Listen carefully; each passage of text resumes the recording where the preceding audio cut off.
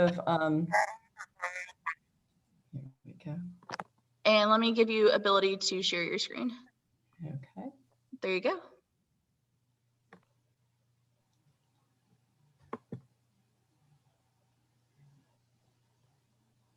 All right.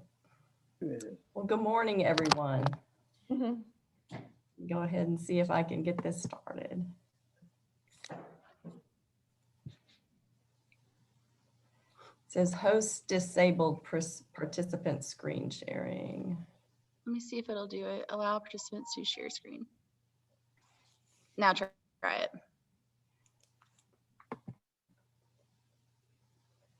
Okay. Oh, let's see. Wrong button.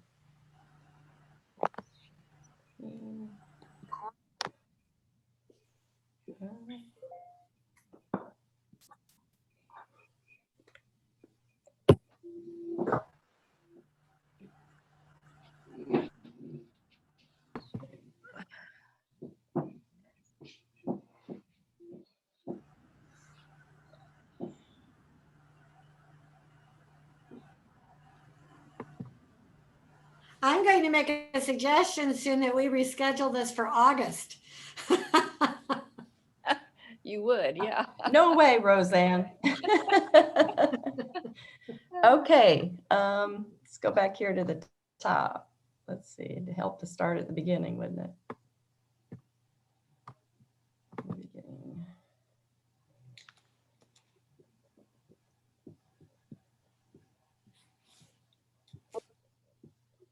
Oh, come on. No.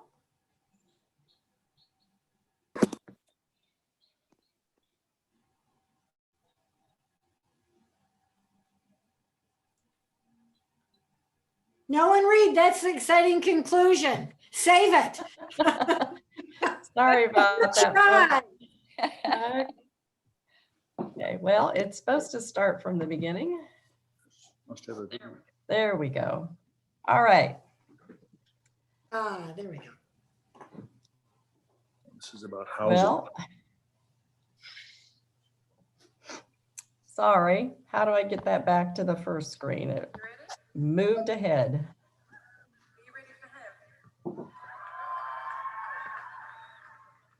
Go to from beginning up at the top. Oh, So I can't, what is playing in the background? I don't know. Let me hit mute on some people. they sound like they're having more fun than the rest of us. Joni, do you want me to pull up your PowerPoint and then Yeah, I advance can't. through?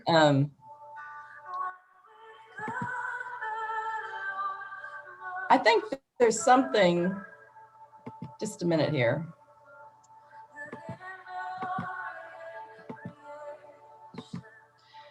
Yeah, hold on just a second. Let me get it pulled up for you.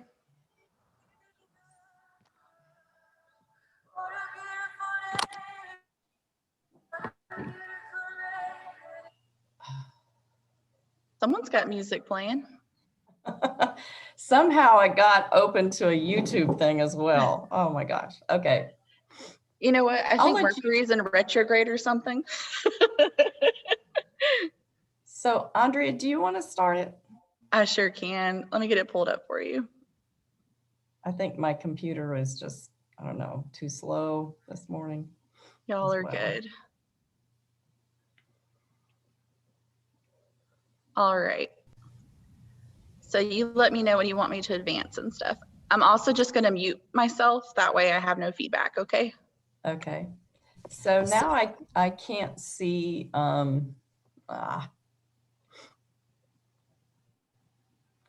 it's like I can't get back into the Zoom section. How do I make it bigger here? There we go. Okay. Welcome this morning to Housing in the City.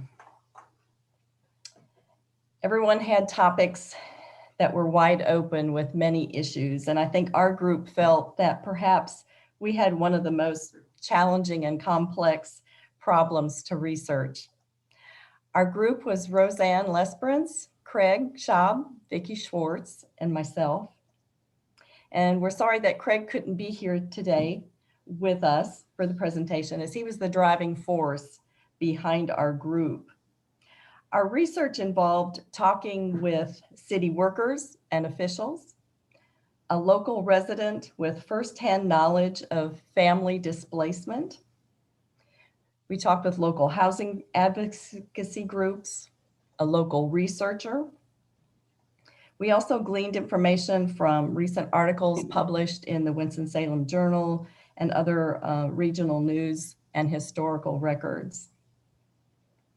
We're sorry that we couldn't have the video clip this morning. The video was going to be shared regarding the lawsuit that's been filed with the Justice Department on behalf of some residents here in the city and property valuations. And Craig had spoken to a local pastor that was heavily involved in that. And so I'm sorry that didn't come in. That would have been a really interesting tidbit to hear from him. Okay, we're going to also share with you later on a real life example of what potential low-income family is faced with here in Winston-Salem while they're looking for housing.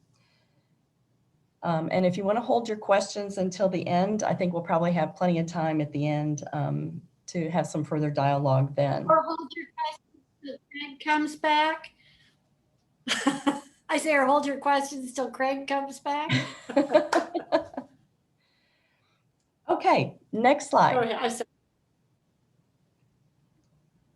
We're going to start with a quote from Lisa Rice, who's the president and CEO of the National Fair Housing Alliance. And she was testifying at a Senate hearing on Capitol Hill.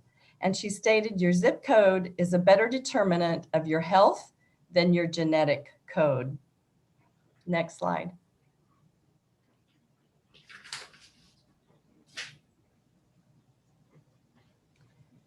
She also went on to say that your address determines almost everything about you. Your chances of graduating high school or college, getting arrested, your net worth, income, ability to own a home, your credit score, and how long you live. Next slide. This is really a bold statement. So we want to start off with some history and some select points to help you understand how housing and discrimination were related and how all of those things are important and affect us. I'm not sure if this slide is very clear for you all. It's not for me, but hopefully I can read it. So discrimination started way back in the late 1800s with restrictive covenants. And those are when specific directions are placed on a deed for a parcel of property. And these particular restrictive covenants denied members of marginalized groups access to property, particularly African Americans, from both not only owning property, but renting property as well. In the 1910s to the 1920s, Winston-Salem particularly, as Winston was growing into Winston-Salem, the state's largest city at that time, there were regulatory laws that were enacted for racial zoning ordinances to prevent Blacks from owning property and integrating into particular communities. And there were many African Americans that were arriving here to work at RJO tobacco factory as it was expanding. 1912 was the year that Winston-Salem Board of Aldermen actually enacted some laws about segregation. In 1914, that particular decision was challenged in the North Carolina Supreme Court. And after being arrested for making for moving to a majority white area, which is now Winston-Salem, William Darnell was the Supreme Court case, was overturned. In 1930, there were some new segregation ordinances in spite of the US Supreme Court decision. And in 1940s, Federal Housing Authority excludes African-American from loans new to Winston-Salem developments. And another interesting tidbit that I just read recently was that in the 1950s and 60s, when home ownership rates went from 30 to 60% across the country, 98% of the loans made by the federal government were to whites only. And that was just as late as the 50s and 60s. Okay, next slide. Some of you may remember Wake and Wenda Kleinert that were part of the Parkway congregation for many years. Wake's grandfather, D. Elwood Kleinert, was actually part of this landmark case here in 1940. The case was Kleinert versus Winston-Salem. And although the North Carolina Supreme Court invalidated Winston-Salem's post-Darnell segregation ordinance, segregation was still maintained by redlining, white flight, and other manifestations of institutional and individual racism. In the middle of the 20th century, zoning places heavy industry near to housing for poor and persons of color along the 52 corridor. In 1957 to 1960s to today, urban renewal, slum clearance, which displaced more than 4,000 predominantly Black families to make room for Interstate 40 and US 52. And that also included RJR's expansion and expansion for the Winston-Salem State University campus, destabilizing Black historic neighborhoods.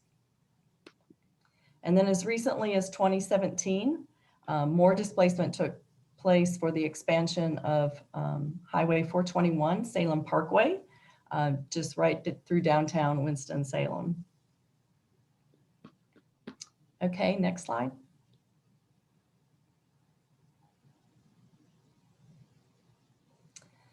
So why is this important in our housing crisis that we have here today? Because segregation is the bedrock of inequality in America. Neighborhoods of color are more likely to have poorly resourced schools, fewer amenities like health care facilities, grocery stores. You know, we heard in one of the other presentations about the food deserts. Green spaces is also an important part, and many neighborhoods lack green spaces, which we all know is important to our health. And then bank branches as well. And neighborhoods of color are also more likely to have hazardous and toxic waste plants and more polluted land, air, and water. Okay, next slide. Some of the particular neighborhoods, maybe some of you are aware of these or know where they are located throughout our city. The vibrant Depot Street, which is now named Patterson Avenue area, that neighborhood was pushed out by factory expansion. Blue Street neighborhood was raised for Highway 52 development many years ago. Just south of Salem, Old Salem, is the Happy Hill neighborhood, and that was dramatically altered by the housing authorities complex that they built in the 1950s. Some of you may have read the article that was in the paper several months ago outlining a lot of the history of the Happy Hill neighborhood, which was much bigger originally than what it is today. And then the impact on neighborhoods with construction of Winston-Salem State, which was called the Columbian Heights neighborhood. And then also areas around UNC School of the Arts, also close to Old Salem. The Watkins Street demo in 2007 for the baseball stadium. Some of you may remember that. And then there are other historic African-American neighborhoods impacted as well, like Silver Hill neighborhood off of Renolda Road. And there is actually still a Silver Hill Cemetery. It's actually just several blocks behind where we live off of Hawthorne, which is part of that area. Then there's the Boston Cottages, the pond off of University Parkway. Over, I think, in the Washington Park area is Watson and Granville Streets. There's Skyline Park off of Northwest Boulevard. There's Reynoldstown and Dreamland Park. So a lot of neighborhoods within Winston-Salem have been affected. Okay, next slide. I think I'm going to turn it over to Roseanne. Okay, so some of the resulting issues from all of these activities include a shortage of affordable, decent housing for both rental and home ownership. No city funding to assist in development of low-income housing. No city long-term plan on how to address the huge shortage. Evictions are on the rise for renters. And we heard last fall, I believe, from an organization that told us at the time that Forsyth County for population had the highest rate of evictions of any county in the United States. I was pretty well impressed with that. Let's see, resistance by large banks to lend smaller home mortgages. There's a lack of affordable land for building. Gentrification drives up prices and prices for land for building. Property valuation process, which we didn't get to hear about, apparently has some discriminatory features. And then also just maintaining, it's hard to maintain values in East Winston where businesses won't expand. And I'm so sorry we don't get to hear from Dr. Richard Leach, but perhaps at a later date, we'll get to hear his input. Okay, next slide. So, oh, that's not the one I have next. Okay, let me find the correct. Sorry. So, what is it? So, what's affordable? You know, how do we decide what is affordable? And so, taking the base salary of $10 per hour times 40 hours a week, we get a very gross average of $1,733 per month. So, what does that mean? Taking the gross, rule of thumb says you should spend no more than 30% of your salary for rent, and that comes up to 30% of $1,700 is $520 a month, which is hard to find in Winston-Salem. And you look at the rest of the budget, you know, $520 for rent, utilities $200, cell phone $100, car payment $300, internet and cable $120, food, gas, and other. It adds up really quick. And according to the city of Winston-Salem, some recent information for the city put out, fair market rent in the city for a 2-bedroom apartment is $750. So our average fair rent is more than what someone making $10 an hour could ever afford. Okay, next, please. I'm not sure what's coming up next. What happened to my maps? Where are my maps? Okay, so other issues impacting housing equity in our city and county. We have a history of resegregation through our school system. The Coalition for Educational Equity has recently called the 40-year history of the current school assignment plan one that has left school deserts in various neighborhoods, kind of like food deserts. So there aren't convenient local schools. Modern redlining includes inequality in access to mortgages. Example, 2018 Reveal investigation reported African Americans were 2.2 times more likely to get turned down for conventional mortgages than whites. All things being equal, Latinos 1.9% more likely. And of our largest home lenders, the SEFCU lended 10 times more often to whites over blacks. And BB&T, or now Truist, offered only 1.6% of their loans to black. 1.6%. Okay. We have a lack of public investment in affordable housing compared to other cities like Greensboro and Durham, which have made it a priority. It's not a priority for us. And then, unfortunately, we didn't get to hear about the county devaluation of multi-generational homes in neighborhoods of that house persons of primarily of color. Okay, next. I'm curious to see what comes next. I don't know. Okay. We missed all our maps. I don't know what happened to our maps, and I think it's interesting because those maps that aren't in this presentation look like maps we've seen in other presentations. I think we saw one on for the health care equity team about where health was strongest and best versus where it was poorest, and it looked like our zip codes. It followed all of that, and likewise. Same thing happens with housing. So anyhow, there are resources for both renters and homeowners. And for renters, there's the North Carolina Housing Coalition, Housing Justice Now, which I think is the group we met with last fall, the Housing Authority of Winston-Salem, the Evictions Diversion Mediation Program, City of Winston-Salem Human Relations Department, which mediates between landlords and renters, and the Peters Creek Initiative. For home ownership, there's the community development corporations, examples of which are Goler and S.G. Atkins, Forsyth County Home Buyers Program, Habitat for Humanity, which is starting a 74-lot development. Where's that at, Joni? That is in North Winston, in the just by the airport. And if anybody knows where the famous meat market is up there off of I can't think of the name of the little community. It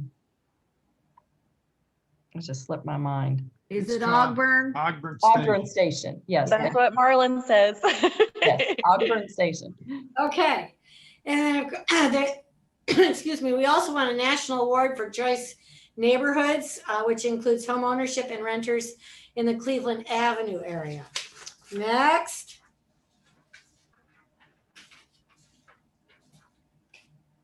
Okay, so I hope y'all didn't read this grand conclusion of what we can do to address this issue. And I got to tell you, we were really overwhelmed by the amount of information and the depth of problems and how extensive it is. But I've talked to other people on equity teams, and I've heard they've pretty much felt that way about their areas of interest too. But there are some simple things we can do. And that includes, we can take an opportunity to take a driving tour with Habitat to learn about East Winston-Salem, and its history and its housing issues. We can, of course, and I think we're good at this at Parkway, we can share alerts about policy initiatives and let our neighbors and our family members know. We can inform local renters about their rights in city resources. And we can support local groups working on behalf of low-income families. And we can support Habitat in their efforts to build affordable housing. And we have a great resource right in our community with which to do that. So there are things we can do. And I think learning about some of these issues and really understanding the complexity behind all of these things and how it's all interwoven. That's the first step. You can't make change until you start to understand a little bit what the issues are. And we thank you for your time this morning. Please save all your questions for Craig when he returns. No. But I guess that's it. Thank you. And I had some cool maps I was going to talk about. And one of them was tree canopy. And, we talk about how lovely and healthy and fun it is to have green areas. But did you know that the highest rate of deaths due to weather is from heat-related deaths? And sufficient tree canopy saves about 1,200 people from dying a year. So it literally has a physical impact on longevity. And yeah, those of us that have trees are lucky to have them, and it's not just for beauty and peace of mind, but it literally turns out to be, it impacts our health. So there you go. Yes, Judy. How do you set up a driving tour with Habitat? Hit it, Joni. Okay, so we are providing that about opportunity about once a month. You can go to our website and sign up. And what we do is you drive your own car and you listen to a staff person giving you history and narrating the tour as we go through. It takes about 45 to 50 minutes. And we drive around East Winston and some of the neighborhoods where we have done past work and and then end up in our Stonehill development north of the airport. So you're welcome to do that. And I can certainly provide a tour as well at some point if one of those times don't work for you. So how do you listen to the tour guide? Like by So phone? we have or a conference call and Uh. you dial in on your phone to Okay. listen and we take you around. So. something? Thank you, Joni.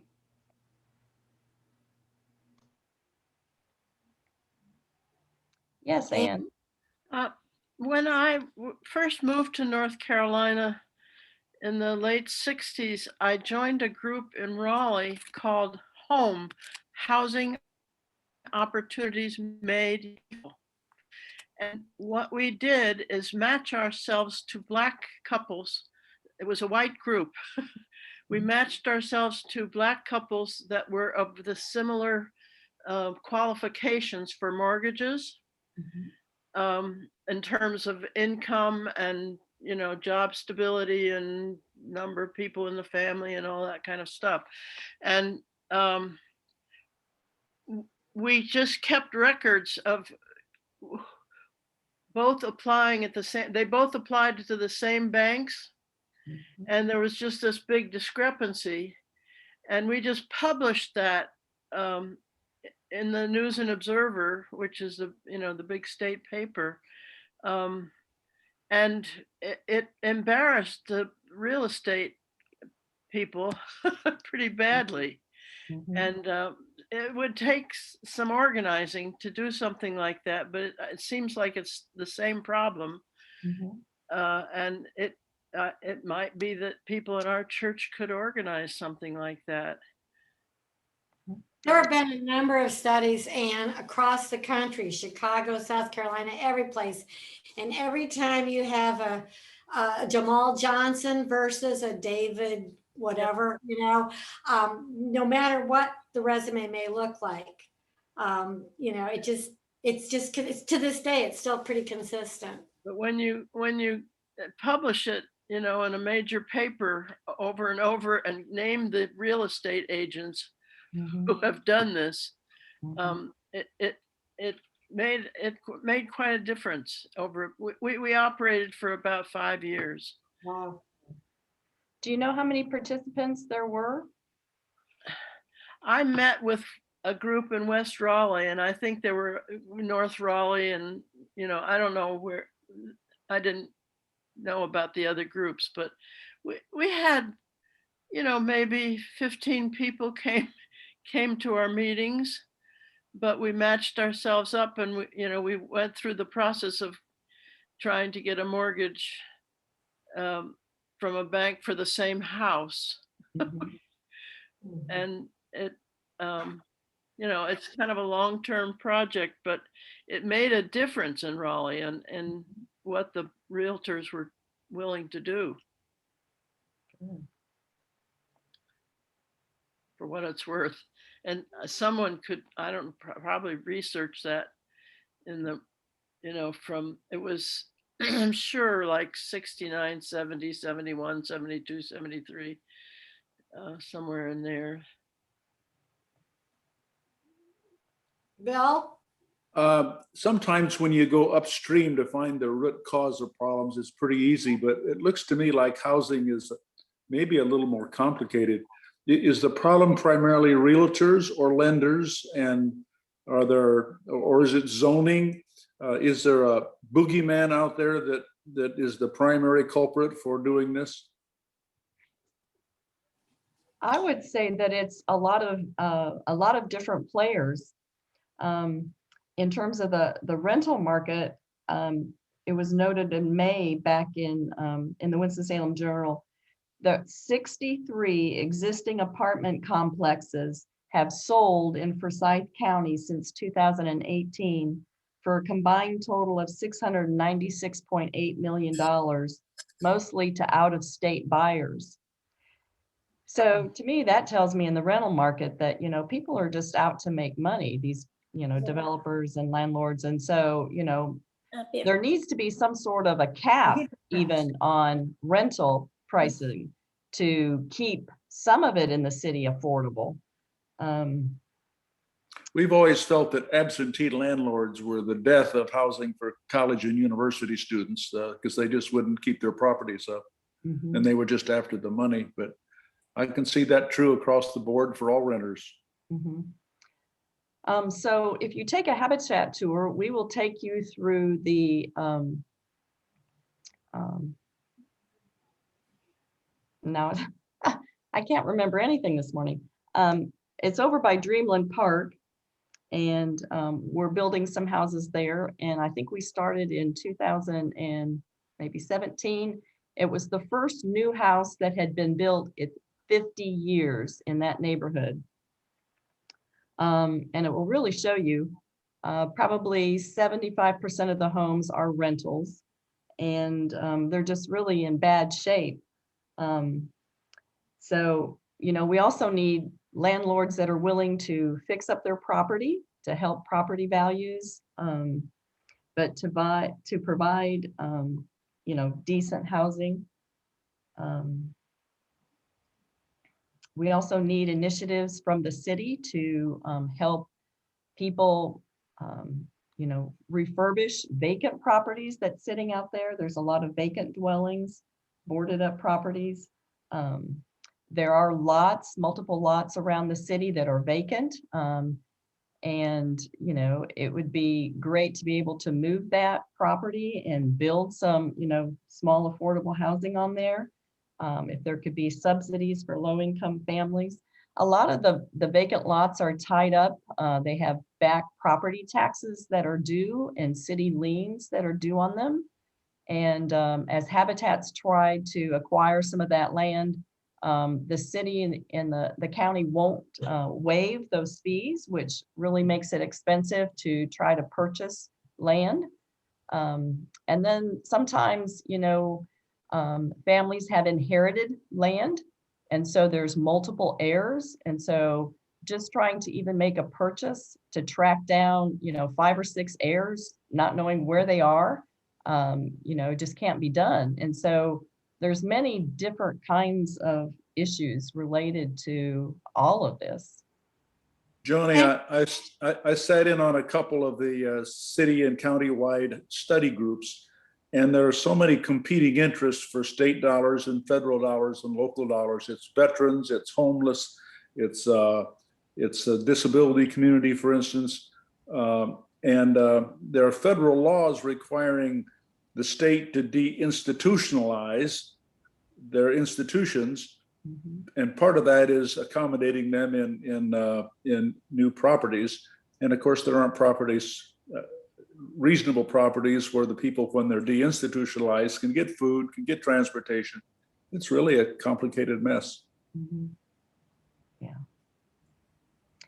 And even the city has changed, some regulations in the last, probably 5 or 6 years, so that when developers come in and they start putting up some of these large apartment buildings that you see downtown, they're requiring like 20% of the apartments to be affordable.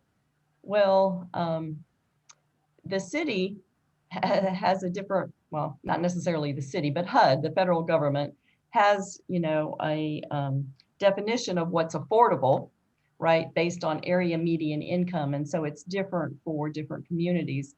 But, the city would say that an apartment at $780, 2-bedroom apartment, is affordable.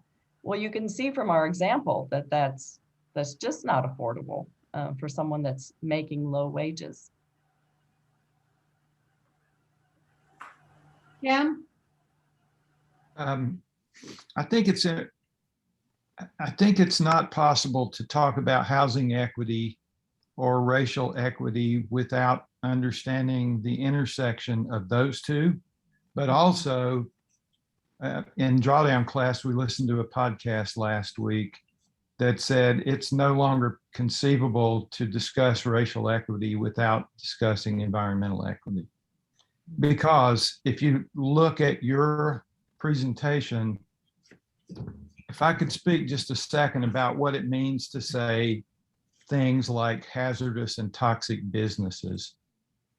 In reality, in places like North Liberty Street, 14th Street, the Cleveland Avenue area between there and Fairchild Road, those have been historic victims of mosaic business development, where somebody starts a leather tannery to serve the community, or a mechanic decides to start doing work in their backyard. And as the property values decline, it makes it more attractive to come in and gobble up low-cost properties to put in bigger things like a mattress factory, a seat cover manufacturer, a local convenience store. And through time, these things proceed hand in hand as an environmental decline accompanied by a property value decline. We see that over and over again. And even in communities like Ardmore, we see the loss of probably the best quality, low-cost apartment housing in Winston-Salem that's recently been demolished to make room for small businesses in an office complex, more costly apartments, and a swimming pool. Now, we certainly need a country club swimming pool in Ardmore. Not.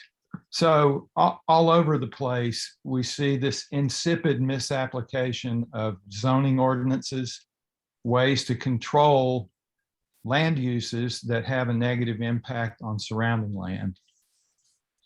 All of those factors play into the fact that places that have declining property values get targeted for those land uses. And that results in a ripple effect as more and more properties on the east side of Highway 52, in this area north of Cleveland Avenue Apartments, along North Liberty Street. North Liberty, I keep referring to that because that was the first significant neighborhood of color in Winston-Salem. It thrived, and it was replaced piecemeal by businesses and land uses that caused declining property values. So I don't think it's beneficial anymore to talk about any one of these areas where justice is lacking without interweaving the story of what else is happening: housing, education, medical care, racial equality, and environmental equality, because they are all tied together.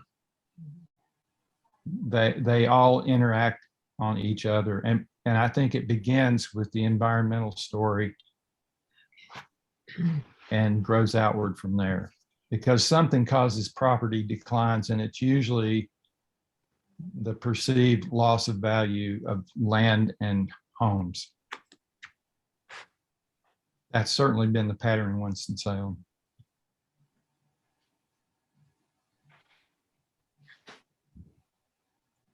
Drawdown class is now over. Sorry to have gone on so long. No, very good point. Thank you, Tim. Sarah Lou? I live in Louisville, and when I drive from Louisville to Clemens, there are about 15 brand new houses going up. And they raised the whole, if there were any trees, they were all cut down. And they're all 300,000 plus houses, all brand new. And they're all and they say in the 300,000s, which probably means 350,000, which also would eliminate me, for example, I can't afford a three. I mean, so the houses that they're building are also eliminating a lot of people, I think, and they're cutting down all the trees. So all these houses are just bare land, and they'll probably plant a little tree in there, but that won't do much. So anyway, that's what I see when I go to Clemens. Mhm.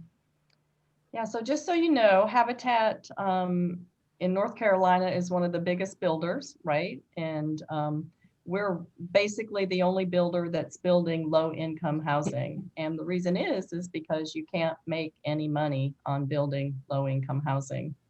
So our standard house is a 3-bedroom, 2-bath, 2 full bath house that's anywhere from maybe 1,100 to 1,250 square feet. And it is built energy efficient to maximize or minimize utility costs. And our housing right now is costing us roughly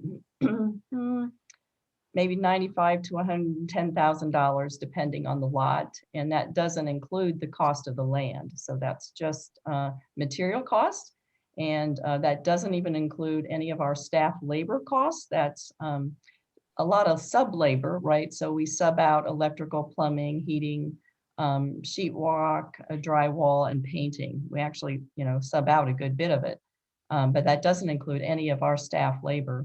And then that includes a lot of, volunteer hours to make that work. So, it's understandable. People need to make money, right? And so they're making the money on the large, expensive homes.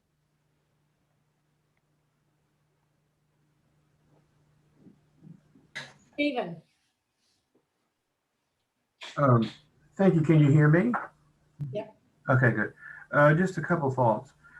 You said the team spoke with Housing Justice Now. I've heard of that group, but I have no idea what they do. Can you just summarize what it is they are trying to accomplish? so if I'm not mistaken, that's the group that tries to let renters know of their rights. At the time that they met with us, there was like perhaps a week or less between the time someone got an eviction notice and the time they were supposed to show up in court. So a lot of people were, just didn't even know what their rights were. One of the things that they did was to get volunteers to stand outside. Oh, someone help me with this. It was at that meeting. Well, I know they put notices up. They would get the list of people who were getting evicted and put things on their door. They would tell them of some of the resources they could access prior to going to court, what their rights were. I know Craig and a group of folks stood outside, I think the government building, handing out information.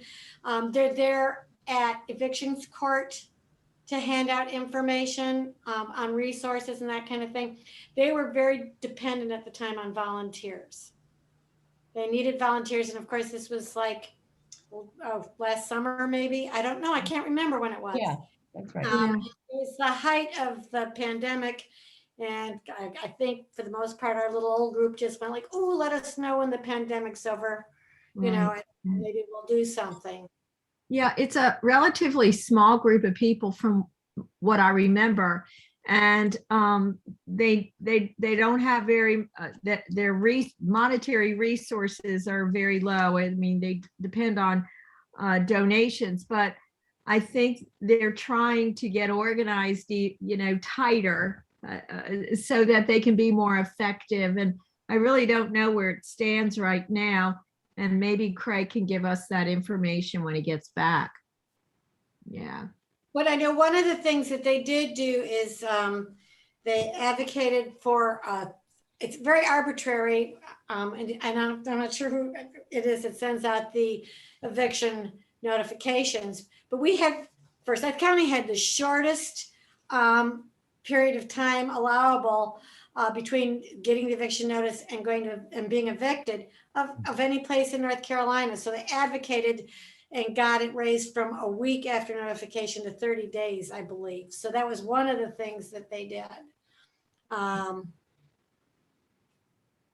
You know, so there's at least some time to respond, find out what your rights are, get perhaps some legal assistance, those kinds of things.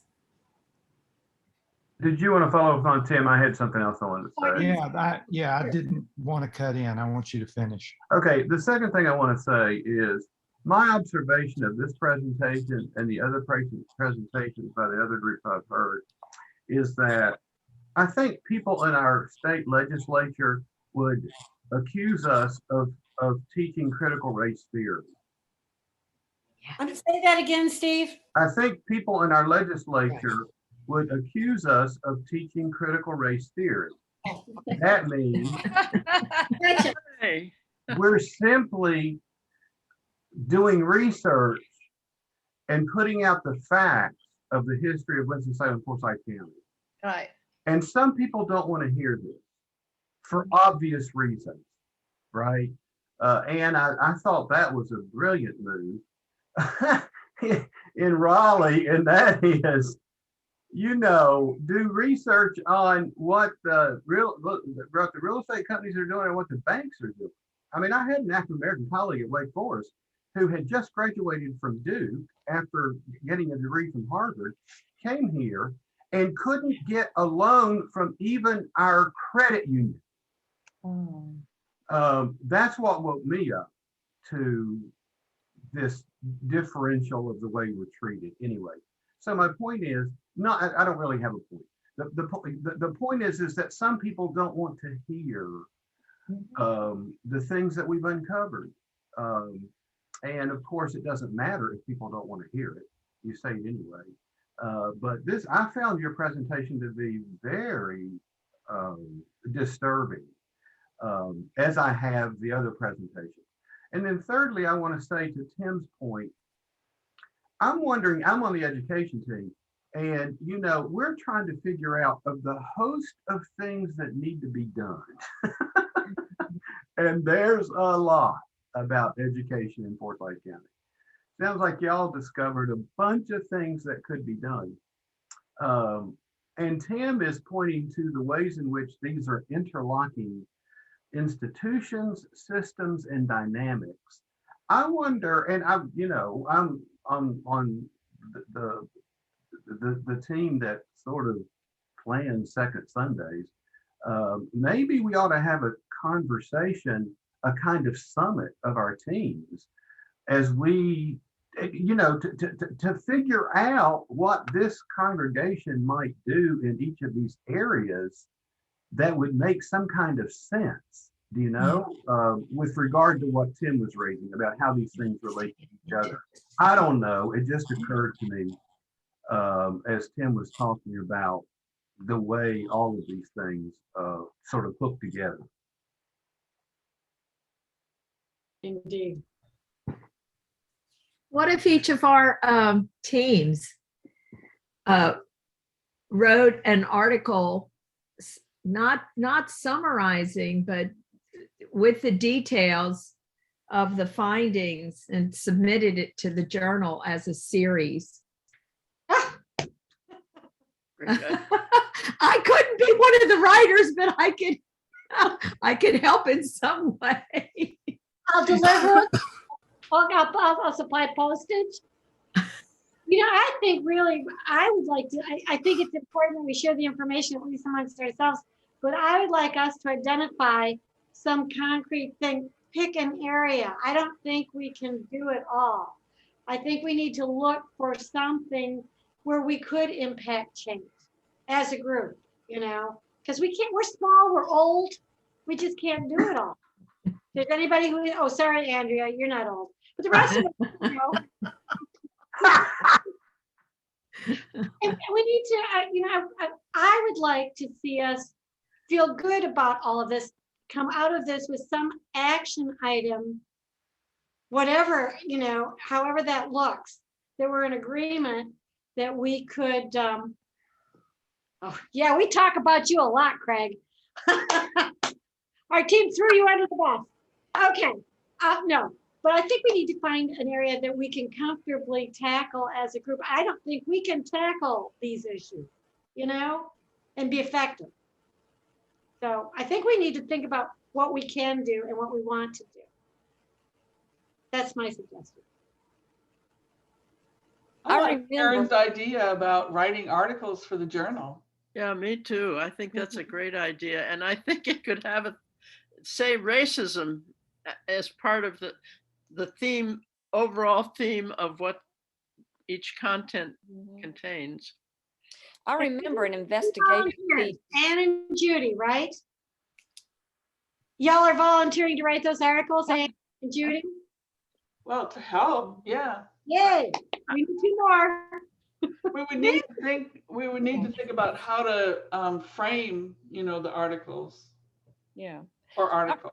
I remember an investigative piece, a long piece done in the journal by Phoebe. You take that, Madam, for them.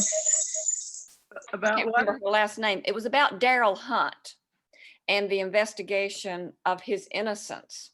And that went over a pretty long period of time. And it really uncovered and brought to light some facts and some circumstances that the public had no idea.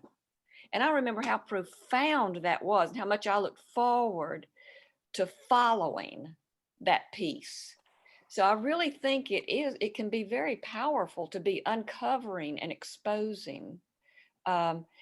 I know there's a lot of levels, but I think what Tim was talking about, how it's all connected is very powerful rather than pointing at bad players through the whole thing. If you see the interconnection of how it prevents people from having the opportunities to flourish, I just think that's, it's a big umbrella, I know.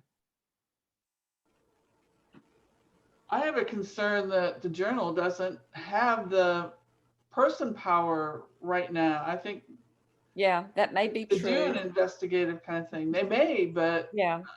The only one I can think of that is Scott Sexton. I don't know if he would be interested in doing something big over an extended period of time.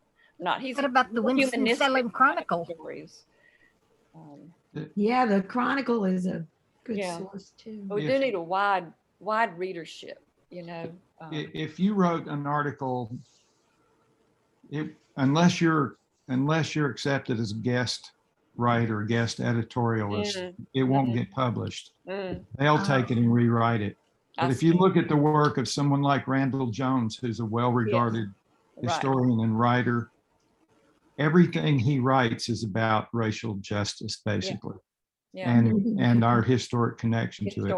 Yeah. It might be something you could find him Yeah. interested in. I don't know. Yeah. But I think because of the internet, the possibility exists to publish this much more widely than a few pages in the Winston-Salem Journal.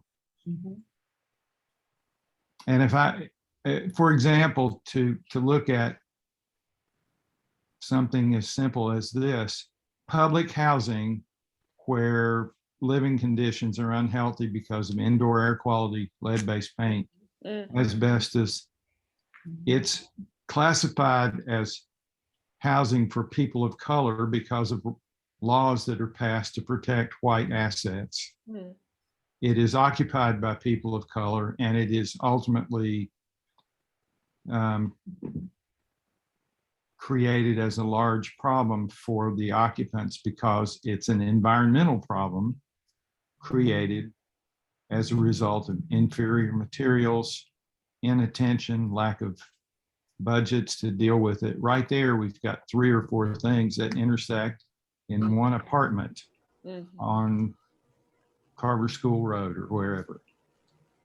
But maybe we can find someone, maybe we can write something compelling that is a good blend of those issues.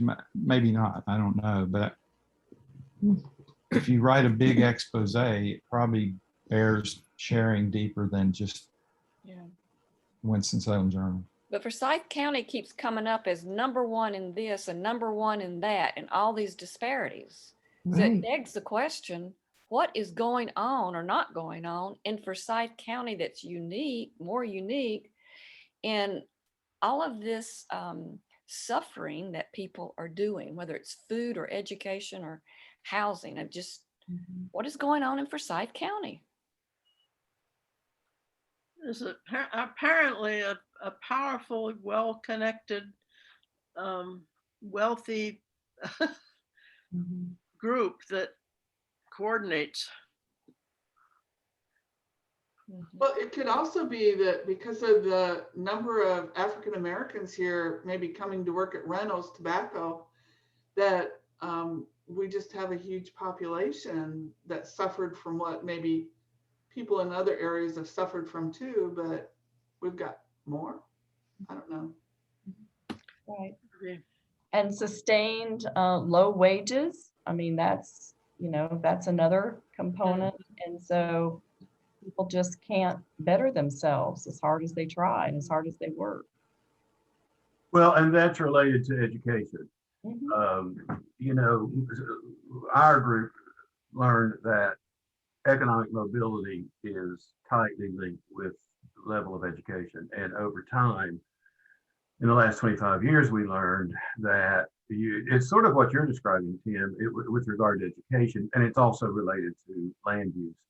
So what happens is with the choice plan is that the schools and predominantly communities of color, the choice really drains people away who can choose to go to another school. Many people can't choose to go to another school because of transportation or resources, et cetera. And so those schools keep going down in terms of quality, et cetera, and other schools go up. And so the education goes down. But anyway, we've got lots of things to say to ourselves. I mean, originally, our goal was to educate ourselves and our congregation. The people who have heard these presentations, I mean, it's a great group. But not everybody in our congregation has heard this. Maybe we need to think also about how do we educate our congregation? Yeah. People who don't know what we now know. Secondly, I mentioned to Reverend Nathan Parrish, who is involved in the education equity group, Coalition for Education Equity in Public Schools.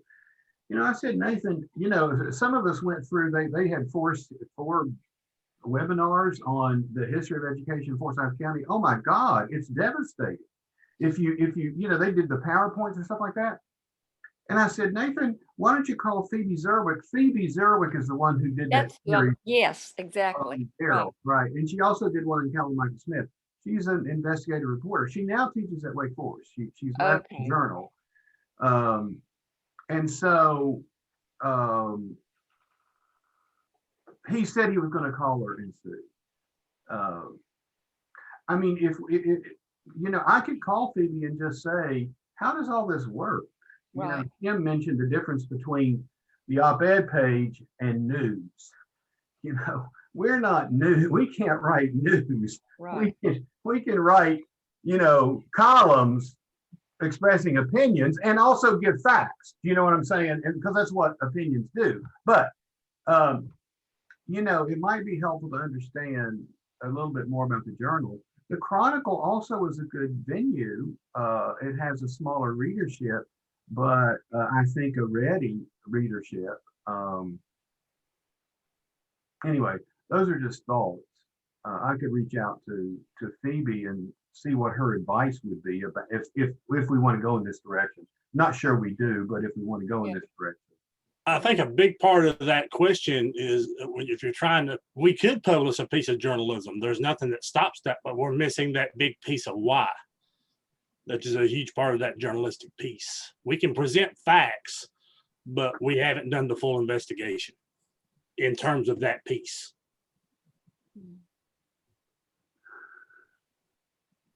David, I'm not sure I understood your point. A journalistic piece should, at least it did when I went to school. It's changed now, obviously, with all but who, what, when, where, why being a huge piece of that article. So we can present facts, but the research needs to be continued in terms of why, even if it's just, we don't cover we can't cover we don't find all those pieces of the why, but we can present some pieces of the why to complete that piece. Mm.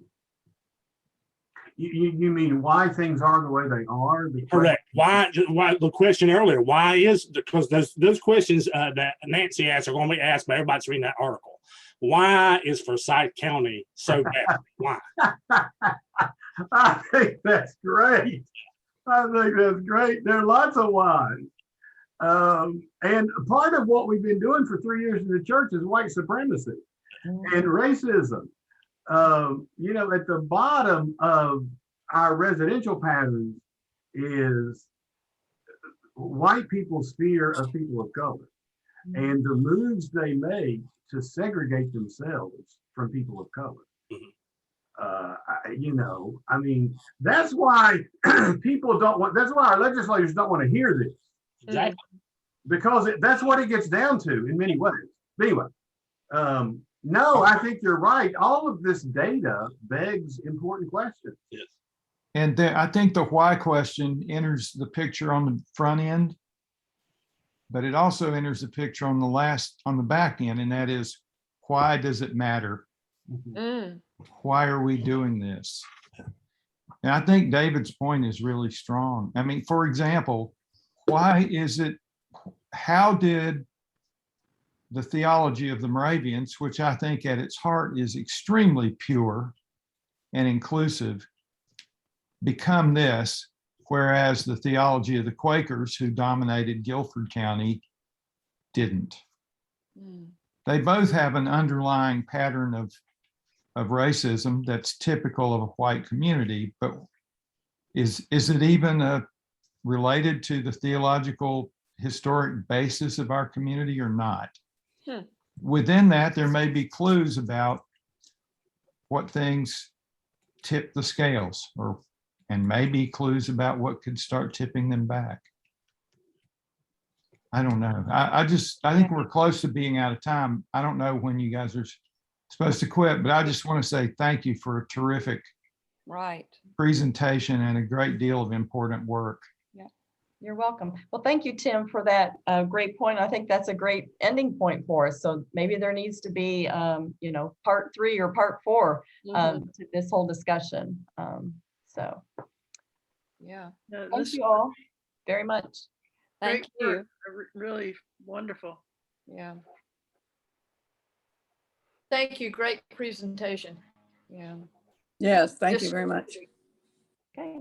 See you all in church. All right. Thanks, Thanks, everyone. Yeah. Good to be Thank with you. you. Mhm.